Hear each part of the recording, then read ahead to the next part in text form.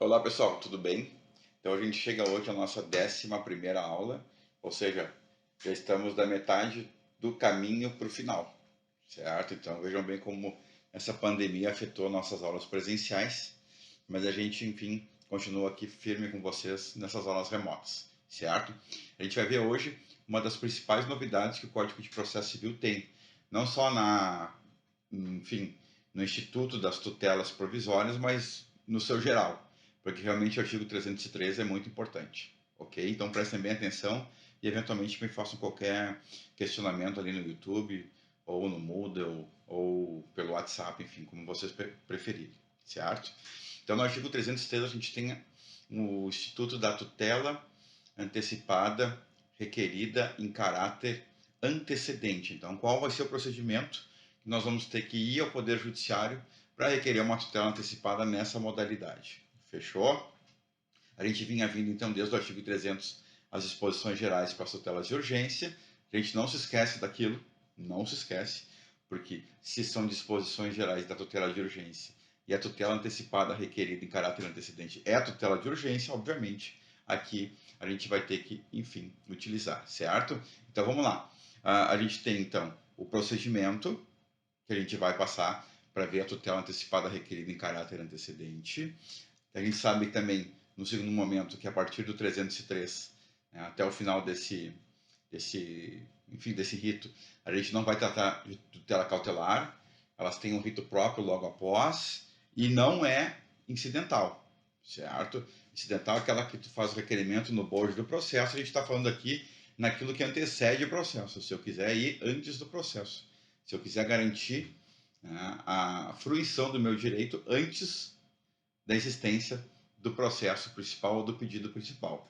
Fechou? Então a gente tem uma redação um pouquinho engraçada no início do artigo 313, porque vai falar no quê? Né? Se a urgência for contemporânea à propositura da ação. Pô, mas a gente não está num capítulo de tutela de urgência? Para que a redundância? Certo?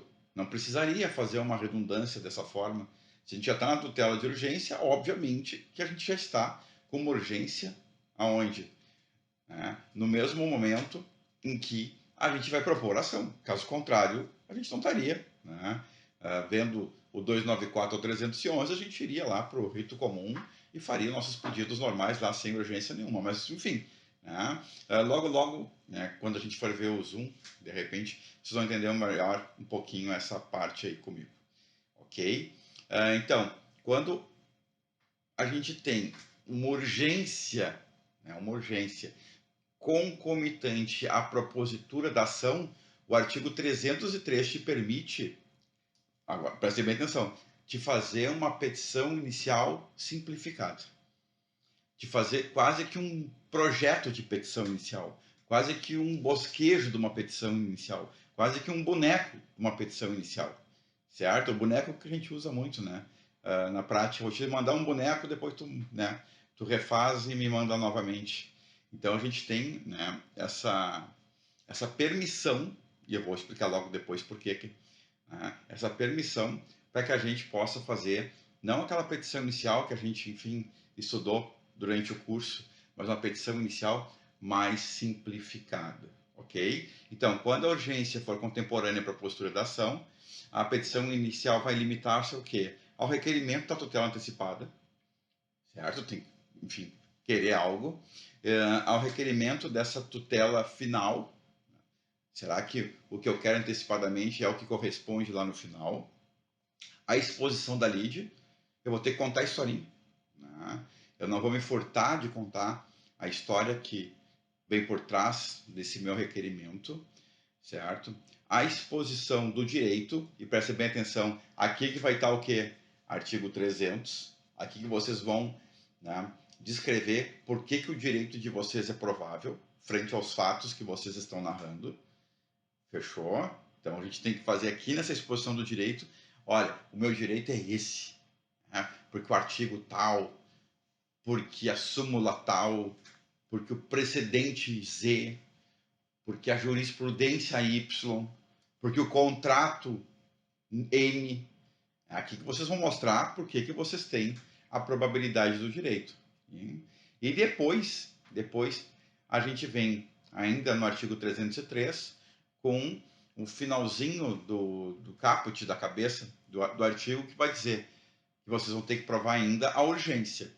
E como é que se prova a urgência? Existe uma repetição daquilo que está no artigo 300, demonstrando perigo de dano ou risco ao resultado útil do processo. Certo? Então, vocês vão ver, então, que essa é a sequência do artigo 303, limitar-se-á, então, a requerer a tutela antecipada, a requerer o pedido final, se é eventualmente isso, a expor um pouco, né, os fundamentos da tua lide, a dizer o teu direito, principalmente mostrando porque ele é provável, perigo de dano e risco ao resultado útil do processo. Certo? Eu tenho sérias dúvidas sobre se risco ao resultado útil do processo deveria estar ali. Porque eu, historicamente, ligo a tutela antecipada ao perigo de dano. E ligo o risco ao resultado útil do processo à tutela cautelar. Então, me parece que só haveria necessidade de estar aqui presente o perigo de dano e não o risco ao resultado útil do processo, que deveria ser um dos requisitos lá das cautelares. Mas, enfim, né? O texto que passou, esse é o texto que está positivado. Isso vai se repetir depois lá quando a gente for analisar a tutela cautelar requerida em caráter antecedente. Também vão estar os dois lá, né? Não sei por que cargas d'água isso ficou, mas enfim, né? A gente tem que trabalhar com o texto que, então, né, que está nos dado, então está ali. Tem que demonstrar perigo de dano ou risco ao resultado útil do processo. Fechou? Bom, conforme a gente viu, aí vão ligando, né, com as aulas das semanas passadas. O juiz pode pegar esse pacote, né, e deferir liminarmente, ou mediante justificação prévia, ou mediante caução, mas enfim, no nosso caso ele pegou esse pacote, né, essa petição inicial simplificada, e deferiu a liminar para que, enfim, eu inscreva meu filho numa creche, para que, enfim, eu faça uma cirurgia, para que eu, enfim, tome um medicamento, não interessa, certo? O juiz pegou, acreditou, comprou a ideia, né, mesmo com pouca documentação, porque eu estava numa situação de urgência, e, enfim, o que ele fez? Ele deferiu a liminar, certo? Deferindo a liminar, agora veja a inteligência do artigo. Ele vai dar prazo para a parte autora aditar a petição inicial. Certo? Ora, vamos fazer um raciocínio. Se eu fui com uma petição inicial simplificada e não conforme aquela que eu aprendi lá no rito comum, em tese ela teria vícios. Porque vocês não viram aqui, por exemplo, requerimento da audiência de conciliação e mediação. Vocês viram aqui o que eu tenho que expor na minha petição inicial. A minha petição inicial é inepta e o juiz tem que determinar a emenda para que, enfim, eu possa usufruir do Poder Judiciário? Não, porque o inciso 1º do artigo 303 fala em aditamento. E quando o artigo 303, inciso 1, fala em aditamento, ele demonstra que tu nunca errou. A tua petição inicial simplificada foi uma petição inicial que foi permitida pela lei que fosse feita daquela forma. Então não tem essa questão, né, de equívoco apto a que o juiz determine uma emenda, porque não houve erro, não houve vício, né, não houve vício e por isso o juiz não pode determinar a emenda, certo? Então ele determina que a parte adite a petição inicial. Adite a petição inicial e complemente a petição inicial.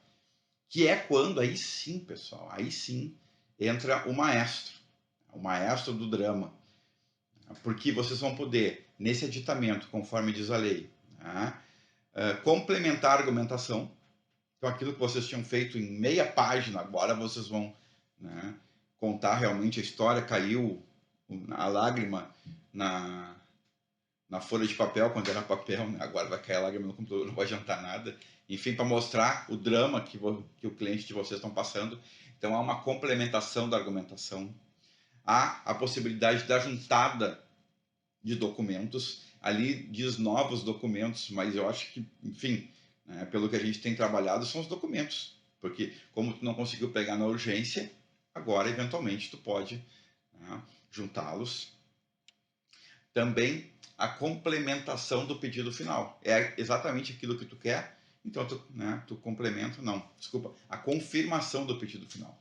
É exatamente aquilo que tu quer, então tu confirma se foi exatamente aquilo que tu quis, certo? E qual é o prazo? Qual é o prazo para a parte autora realizar esse aditamento?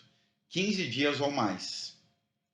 15 dias ou mais. Quando a gente for ver a estabilização da antecipação de tutela requerida em caráter antecedente, a gente vai ver que o bom e o interessante é dar mais de 15 dias, certo? Porque vocês vão ver um outro prazo ali que pode conflitar, então seria bom que o juiz pensasse aí em 30 dias, mas ele pode fazer 15 ou mais, nunca menos, certo? Bom, realizado isso, então eu tenho que dar o quê? O trâmite normal ao processo, certo? Com o quê? Com a citação do réu. Lembrem lá das aulas passadas, a parte tem que fornecer os dados em 5 dias para que o réu seja citado. Então, o réu vai ser citado para apresentar sua contestação, né, conforme artigo 334, né, vai para uma audiência de conciliação e mediação. Não sair dali a autocomposição, começa o prazo, então, da contestação, que é lá no inciso 3º do artigo 303, certo? Então, no inciso 2º do artigo 303, a gente tem a possibilidade do réu ser citado para comparecimento a essa audiência de conciliação e mediação, do artigo 334 do Código de Processo Civil Brasileiro, certo? Onde, então, as partes vão ao Poder Judiciário, frente a um conciliador, frente a um mediador, para tentar conciliar ou mediar o processo, fechou? Saiu o acordo, encerrou, né? Cada um para o seu lado. Não saiu o acordo, a lei fala no inciso 3º, não saiu a autocomposição, embora eu sempre tenha minhas dúvidas se é autocomposição mesmo, mas enfim, é o que a lei nos denomina. Se não é uma heterocomposição, mas enfim, a lei denomina autocomposição. Não sair da autocomposição, o que vai acontecer? Começa o prazo para contestar, conforme artigo 355 do Código de Processo Civil Brasileiro, certo? Então, a gente vai ficar por aqui hoje, a gente vai ver os outros parágrafos nas outras aulas, porque essa matéria ela é bem complexa e exige um pouco de reflexão, então a gente vê metade hoje e metade na aula que vem, a gente vai trabalhar ela bem melhor no Zoom, aqui são só os pontos, né, mais fáceis de serem lembrados, assim, para que vocês tenham esse manancial para poderem estudar depois, né, por uma doutrina e pelo Zoom. Então, resumidamente, a gente tem o artigo 303, que diz que quando a urgência é concomitante à propositura da ação, a parte pode vir com uma petição inicial, na qual meramente, né, vai fazer o quê? Vai requerer a tutela antecipada, vai pedir, né, aquilo que deseja ao final, vai expor os fundamentos da lide, vai expor o seu direito, e é aqui que ela vai trabalhar com a probabilidade do direito, e vai, enfim, demonstrar a urgência como? Demonstrando o perigo de dano ou risco ao resultado útil do processo, certo? Com o pacote pronto, tudo feito às pressas, petição inicial, né, de uma lauda e meia, 2 laudas, documentação parca, o juiz defere, porque confia, enfim, naquilo que lhe foi dado e que vai ser complementado futuramente, com a possibilidade, né, da complementação do inciso 1º, né, pelo aditamento. O juiz determina que a parte autora adite a petição inicial, com o quê? Com a complementação da argumentação, com a juntada de documentos, com a confirmação do pedido final, dando para a parte 15 dias ou mais para isso, certo? A partir daí o réu é citado para contestar, mas antes de contestar, tem que passar por uma audiência de conciliação e mediação. Saiu o acordo, cada um para o seu lado. Não saiu o acordo, vamos para a contestação, cujo prazo inicia conforme a previsão do artigo 355 do Código de Processo Civil Brasileiro. Ok, pessoal? Então, essa é mais ou menos as diretrizes iniciais da tutela antecipada requerida em caráter antecedente, e a gente fica aí com os próximos parágrafos para a semana que vem, certo? Beijos e abraços. Tchau, tchau.